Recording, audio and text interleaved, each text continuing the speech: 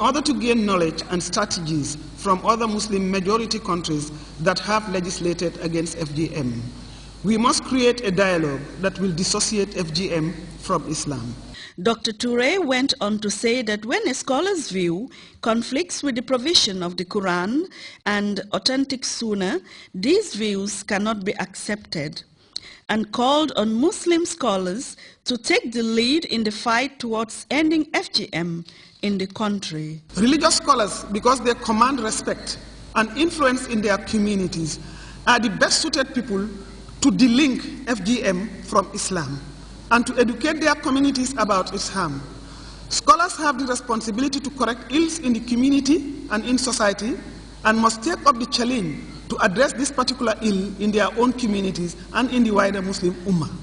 For her part, Fatou Kinte of UNFPA said that condemning all forms of violence against women and girls should be our priority if we are to achieve sustainable development, human rights, economic growth, and social cohesion. Partnership between UNFPA and Gampo Tribe has been further strengthened through the joint UNFPA-UNICEF program for the accelerated abandonment of FGMC. Through this, increasing numbers of communities, including circumcisers, women, men, religious and traditional leaders, and youth, are abandoning FGMC through public declarations. Nene Toure, deputizing for the Executive Director Women's Bureau, harps on the various strides made by the government to end gender-based violence. I wish to remind all and sundry that the government of the Gambia, under the able leadership of His Excellency, Sheikh Professor Dr. Alhaji Yaya A.J.J. Jammeh, has provided the enabling environment for the advancement and protection of Gambian women and girls.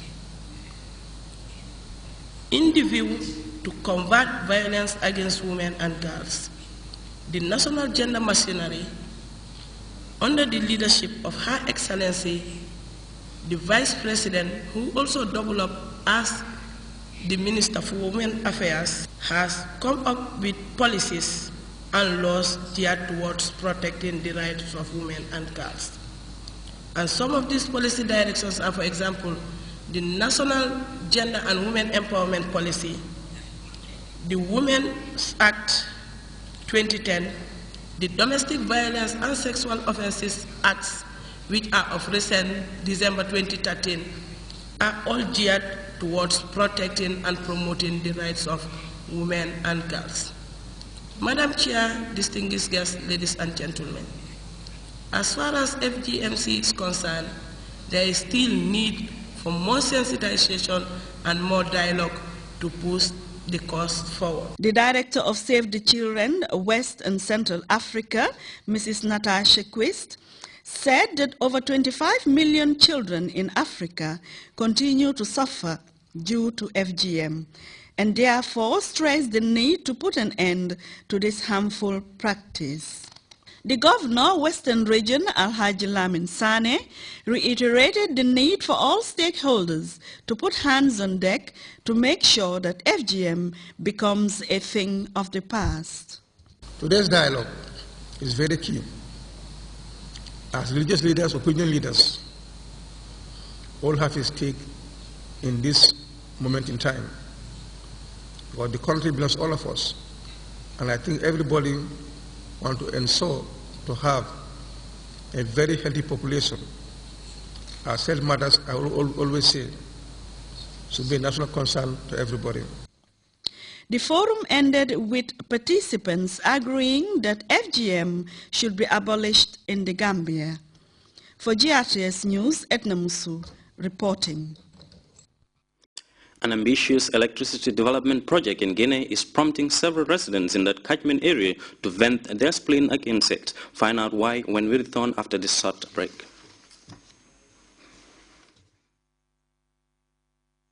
Internet service is the Gambia's fastest and cheapest 4G fixed wireless internet. With QCell's 4G, you can access the internet at unbeatable speeds on your laptop or desktop computer. You can also use your mobile or tablet to browse the internet via Wi-Fi. QCell's 4G internet can keep you connected either in your home or in your office. For a limited time, get 50% off regular equipment and 100% off corporate equipment, as well as free installation and free QCell credit. For more information, call 333-3253 or 333-3104. QCell 4G Internet. Fast, affordable and reliable. QCell. Sunibus, the Gambia's quality network. Welcome back. The latest developments playing out between Russia and Ukraine following the ouster of President Viktor Yanukovych brings out into focus the actions President Vladimir Putin took sometime in August 2008 when Moscow deployed its military to protect Russian citizens in Georgia. As we hear in this report by CFI, the Russia-Ukraine war games in Crimea has attracted widespread condemnations from world leaders. President Barack Obama was on the phone to Vladimir Putin, urging him to order his troops in Crimea back to base. A few hours earlier, the Russian parliament had given a green light to a military intervention in Ukraine. No operation, however, has yet been announced. But on Sunday, Russian troops were seen along the road leading from the Crimean capital of Simferopol to Sevastopol, where the Russian Navy maintains a fleet. Ukraine's new government has called up its military reserves, qualifying Moscow's behavior as an act of war. This is the red alert. This is not the threat. This is actually the declaration of war to my country. And we urge President Putin to pull back his military. We are on the brink of the disaster. An emergency meeting of NATO was called on Sunday. The Secretary General warned Russia against military intervention. The Secretary General will make a short statement. What Russia is doing now in Ukraine violates the principles of the United Nations Charter. It threatens peace and security in Europe. Russia must stop its military activities and its threats. Russia says it is only protecting Russians in Crimea, who make up more than half the population, and who oppose the new Ukrainian government.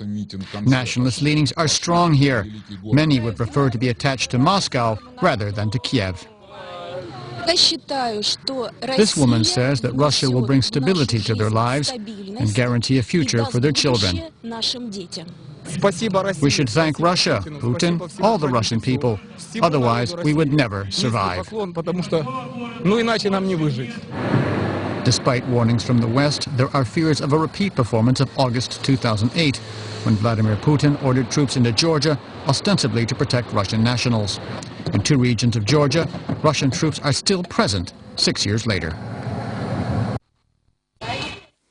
Well, an ambitious electricity project in a developing nation is supposed to make its citizens happy and grateful through the authorities, but that's not what is happening in Guinea's Sangoya district, where the residents remain deeply divided about the significance of the project. The main crux of the matter is that some of the residents of Sangoya district say they have not been given notice to vacate their premises, while others are complaining about the colossal sums of money spent on building houses that have now been rendered white elephants.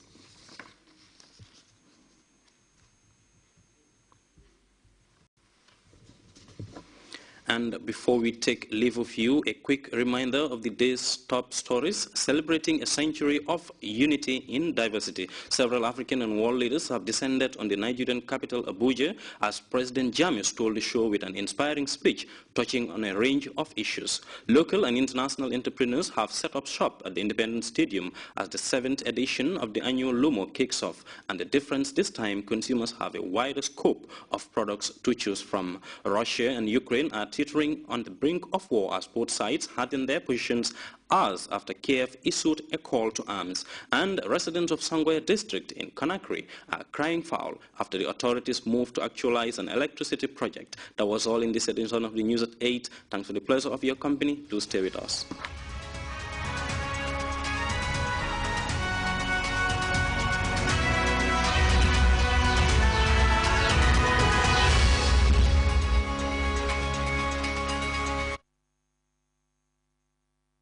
Think Universal Properties. Universal Properties is the leading real estate developing agent in the Gambia.